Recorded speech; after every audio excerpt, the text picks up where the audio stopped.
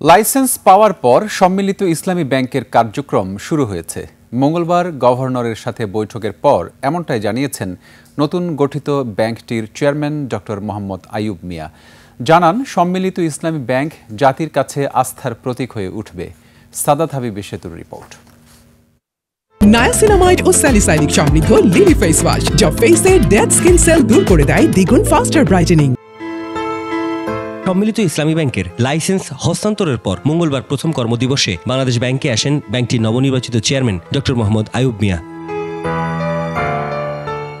গভর্নরের সাথে বৈঠক শেষে সাংবাদিকদেরকে জানান, সরকারি মালিকানায় দেশের বৃহত্তর ইসলামী ব্যাংকের কার্যক্রম শুরু হয়েছে। আমানতকারীদের আস্থা ফেরাতে এবং ব্যাংকটিকে সঠিকভাবে গড়ে তুলতে অনেকগুলো কারিগরি টিম কাজ করছে, যা জাতির কাছে আস্থার প্রতীক হয়ে উঠবে বলে আশা নতুন চেয়ারম্যানের।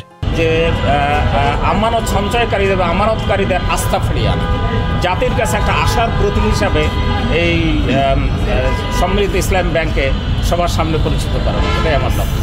এছাড়া ব্যাংকের যাবতীয় কার্যক্রম সম্পর্কে ধারণা নেওয়া, আইনানুগ পর্যালোচনা করা এবং ব্যাংকের ভিশন ও মিশন সহ নানা বিষয়ে বৈঠকে আলোচনা হয়েছে বলেও জানান তিনি। অত্যন্ত গুরুত্ব দেবো যে আসলে এটা একটা নতুন ব্যাংক, সে নতুন ব্যাংকটাকে একটা অবয়বের উপরে দাঁড় করানো, এটাই তো প্রথম কাজ।